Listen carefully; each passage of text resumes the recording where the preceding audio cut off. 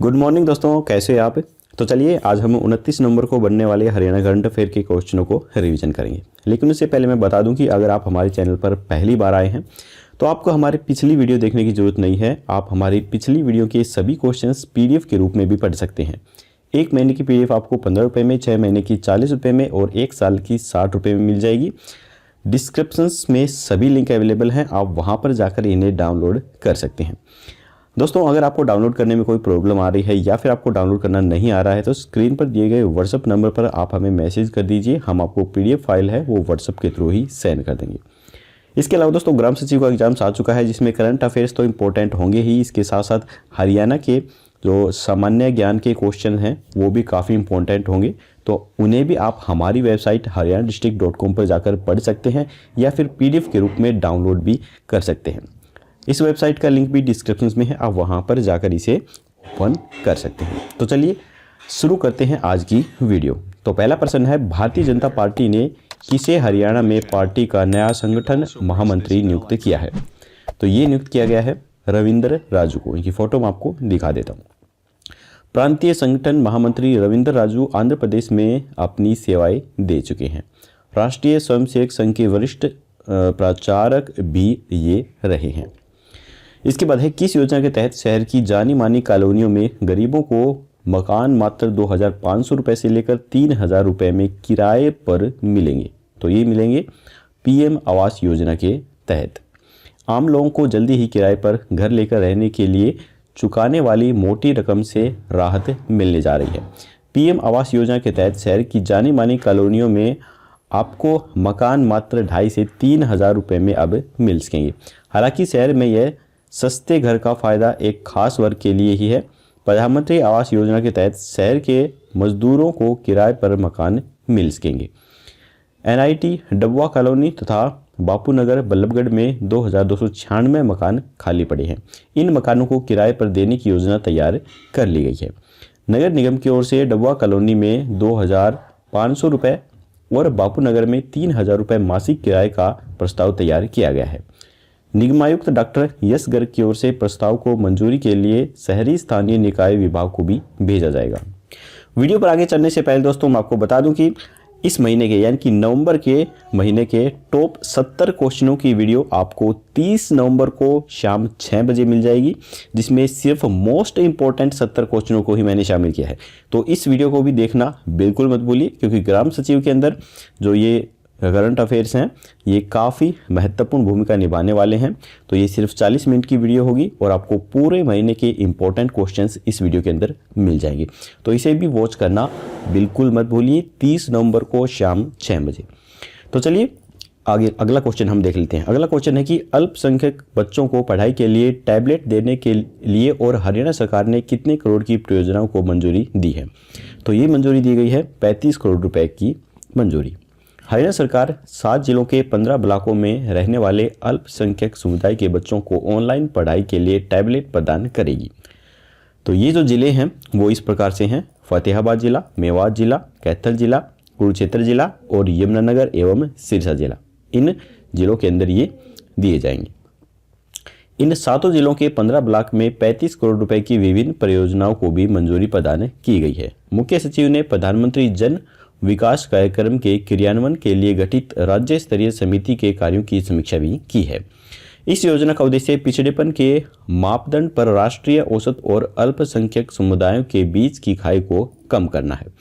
जहां कुल आबादी का कम से कम 25% अल्पसंख्यक होते हैं, वहां इस योजना को लागू किया जा रहा है। इस योजना के तहत 33% से 40% संसाधन खासतौर पर महिला केंद्रित परियोजनाओं के लिए आवंटित करने का प्रावधान है।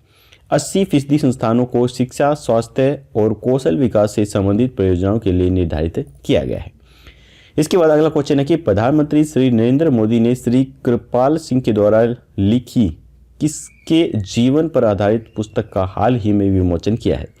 तो ये किया गया है श्री गुरु नानक देव जी के जीवन पर आधारित पुस्तक का। तो यहाँ पर फोटो में भी आप इन्हें देख सकते हैं। इसके बाद है, हाल ही में हरियाणा के झज्जर और पंचकुला जिले में स्थित सखी वन स्टॉप सेंटर के स्टाफ ने जन जागरूकता अभियान के तहत सखी सेंटर की सुविधाओं के बारे में जागरूक किया है। ये सेंटर किससे संबंधित है। तो ये सेंटर संबंधित है दहेज, प्रताड़ित, घरेलू हिंसा से पीड़ित बुजुर्ग, मानसिक दिव्यांग, घर से निकली किशोरी व महिलाओं से संबंधित है। इस सेंटर में महिलाओं को 5 से 10 दिन तक रखने की व्यवस्था होगी। 2 नर्स देखभाल के लिए मौजूद रहेंगी, एक मनोवैज्ञानिक परामर्श देगी और जरूरत पड़ी तो कानूनी सलाह भी सरकारी अधिवक्ता के माध्यम से मुहैया कराई जाएगी। चूंकि यहाँ मानसिक दिव्यांग महिलाओं को भी रखा जाएगा, इसीलिए सुरक्षा के भी इंतजाम किए जाएंगे। यह व्यवस्था 24 घंटे चालू रहेगी। इसके बाद है, देश में पहली बार किस अंतर्राष्ट्रीय स्तर के एयरपोर्ट को महज 3 से 4 माह के अंतराल में सबसे तेज और बिना किसी रुकावट के एनवायरमेंट क्लियरेंस मिली है? तो इसका उत्तर जानने से पहले दोस्तों, अगर आपको वीडियो पसंद आ रही है तो वीडियो को लाइक जरूर कीजिएगा और चैनल पर पहली बार आए हैं तो चैनल को सब्सक्राइब करके घंटे पर ऑल नोटिफिकेशन जरूर क्लिक कीजिए, तभी आपको हमारी आने वाली लेटेस्ट वीडियो हैं वो सबसे पहले मिल सकेंगी। तो इसका आंसर है हिसार एयरपोर्ट को मिली है। केंद्रीय पर्यावरण एवं वन्य मंत्रालय ने हिसार एयरपोर्ट को लेकर एनवायरमेंट क्लियरेंस भी दे दी है। एनवायरमेंट क्लियरेंस मिलने के बाद अब दूसरे फेज के निर्माण कार्यों को शुरू कराया जा सकेगा।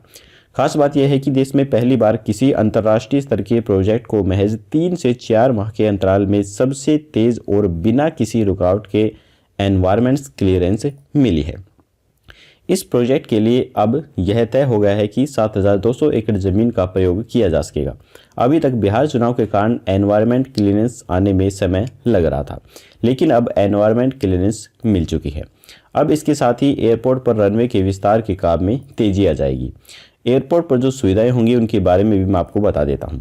एयरपोर्ट पर पैसेंजर एवं cargo terminal buildings, runway taxiway, apron system, airfield lighting system, air traffic control tower, airport sports facility, utility infrastructure road, staff accommodations, car parking, power supply systems, drainage systems, sewage treatment plant आदि जो सुविधाएं हैं ये सभी यहाँ पर इनका निर्माण किया जाएगा।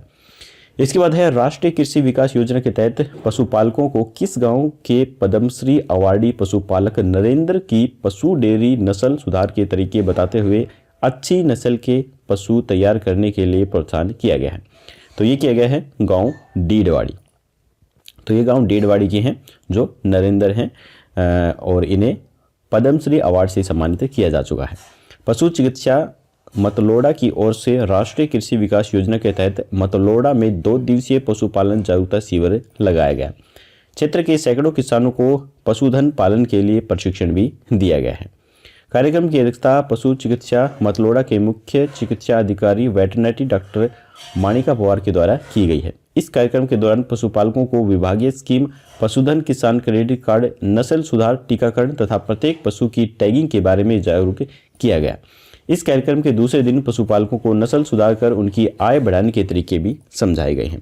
इसके लिए सभी पशुपालकों को पानीपत व डीडवाड़ी ले जाकर पद्मश्री अवार्डी पशुपालक नरेंद्र की पशु डेयरी दिखाई गई है। वहां पर पशुओं को नस्ल सुधार के तरीके बताते हुए अच्छी नस्ल के पशु तैयार करने के लिए प्रोत्साहन भी किया गया। इसके बाद है, हरियाणा में नगर परिषद अध्यक्ष पद के चुनाव के लिए खर्च सीमा अब कितने लाख रुपए होगी? तो ये होगी 15 लाख रुपए।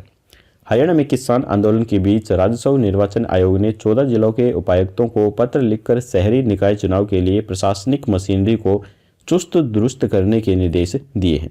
प्रदेश में 3 नगर निगमों अंबाला, पंचकुला और सोनीपत के पहली बार चुनाव होने हैं। इनकी तारीख का ऐलान इस माह के आखिर तक संभव हो सकता है।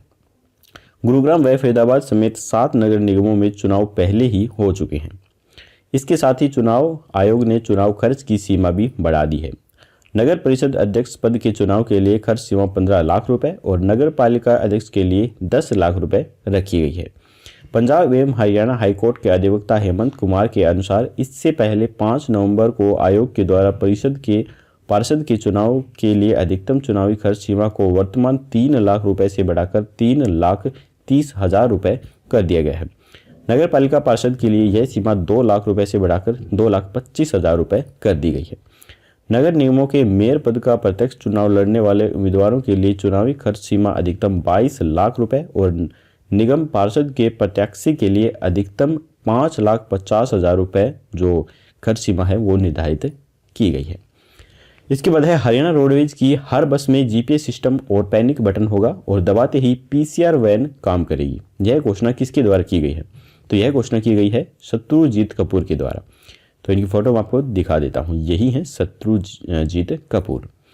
हरियाणा प्रदेश में इस समय कितनी योग एवं व्यायामशालाएं स्थापित हो चुकी हैं? तो फिलहाल ये हो चुकी हैं 594 योग एवं व्यायामशालाएं। इससे कुछ दिन पहले दोस्तों मैंने आपको बताया था कि हरियाणा के अंदर कितनी व्यायाम और योगशालाएं स्थापित की जाएंगी। तो आपको इसका जवाब हमें कमेंट बॉक्स में लिखकर बताना है कि उसका मैंने आंसर आपको क्या बताया था। तो चलिए यहाँ पर हमारे हरियाणा करंट अफेयर के क्वेश्चन खत्म होते हैं। अब हम अपना रिवीजन टेस्ट लगा लेते हैं। तो पहला प्रश्न है, भारतीय जनता पार्टी ने किसे हरियाणा में पार्टी का नया संगठन महामंत्री नियुक्त किया है? तो ये किया गया है रविंद्र राजू को। किस योजना के तहत शहर की जानी मानी कॉलोनी में गरीबों को मकान मात्र 2,500 से 3,000 रुपए में किराए पर मिलेंगे? तो ये मिलेंगे पीएम आवास योजना के तहत। अल्पसंख्यक बच्चों को पढ़ाई के लिए टैबलेट देने के लिए और हरियाणा सरकार ने कितने करोड़ की परियोजना को मंजूरी दी है? तो ये दी गई है 35 करोड़ रुपए की को मंजूरी। इसके बाद है, प्रधानमंत्री श्री नरेंद्र मोदी ने श्री कृपाल सिंह के द्वारा लिखी किसके जीवन पर आधारित पुस्तक का हाल ही में विमोचन किया है? तो ये किया गया है श्री गुरु नानक देव जी के जीवन पर लिखी पुस्तक का विमोचन। इसके बाद है, हाल ही में हरियाणा के झज्जर और पंचकुला जिले में स्थित सखी वन स्टॉप सेंटर के स्टाफ ने जन जागरूकता अभियान के तहत सखी सेंटर की सुविधाओं के बारे में जागरूक किया है। ये सेंटर किससे संबंधित है? तो ये संबंधित है दहेज प्रताड़ित, घरेलू हिंसा से पीड़ित बुजुर्ग, मानसिक दिव्यांग, घर से निकली किशोरी व महिलाओं से संबंधित। इसके बाद है, देश में पहली बार किस अंतर्राष्ट्रीय स्तर के एयरपोर्ट को महज 3 से 4 महीने के अंतराल में सबसे तेज और बिना किसी रुकावट के एनवायरमेंट क्लियरेंस मिली है? तो ये मिली है हिसार को। हरियाणा में नगर परिषद अध्यक्ष पद के चुनाव के लिए खर्च सीमा अब कितने लाख रुपए होगी? तो ये होगी 15 लाख रुपए। इसके बाद है, राष्ट्रीय कृषि विकास योजना के तहत पशुओं को किस गांव के पद्मश्री अवार्डी पशुपालक नरेंद्र की पशु डेयरी नस्ल सुधार के तरीके बताते हुए अच्छी नस्ल के पशु तैयार करने के लिए प्रोत्साहित किया गया? तो ये किया गया गांव डीडवाड़ी। हरियाणा रोडवेज की हर बस में जीपीएस सिस्टम और पैनिक बटन होगा और दबाते ही पीसीआर वैन काम करेगी। यह घोषणा किसके द्वारा की गई है? तो ये की गई है शत्रुजीत कपूर के द्वारा। हरियाणा प्रदेश में इस समय कितनी योग एवं व्यायामशालाएं स्थापित हो चुकी हैं? तो ये हो चुकी हैं 594 योग एवं व्यायामशालाएं। तो यहाँ पर हमारा रिवीजन टेस्ट है वो भी खत्म होता है। अब हम कल का क्वेश्चन देख लेते हैं। कल हमने आपसे पूछा था कि प्रदेश में स्वच्छता को बढ़ावा देने के लिए गृह मंत्री अनिल विज के द्वारा कौन सा ऐप लॉन्च किया गया है? तो काफ़ी सारे स्टूडेंट ने इसका सही आंसर दिया था। जो आंसर नहीं दे पाए थे उन्हें बता दूं, इसका राइट आंसर है स्वच्छ हरियाणा ऐप। इस पर शहरी एरिया में गंदगी की फोटो अपलोड करने पर ठेकेदार को 3 घंटे में कचरा साफ करना होगा। यही नहीं, ठेकेदार कचरा उठाकर साफ जगह की फोटो अपलोड करेगा और शिकायतकर्ता को सूचना भी देगा। यदि तय समय में कचरा नहीं उठता है तो ठेकेदार पर प्रति एक जगह की शिकायत पर 500 रुपये का जुर्माना लगाया जाएगा। कुछ ऐसा ही स्ट्रीट लाइट के लिए भी प्रावधान किया गया है। तो चलिए अब देख लेते हैं आज का क्वेश्चन। आज का क्वेश्चन है कि प्रदेश के कितने जिलों में डाकघर में बिजली बिल जमा कराने की सेवा शुरू की गई है? आपको ये भी बताना है कितने जिलों में की गई है और इसका आंसर के साथ साथ आपको वो जिले भी बताने हैं, वो कौन कौन से जिले हैं।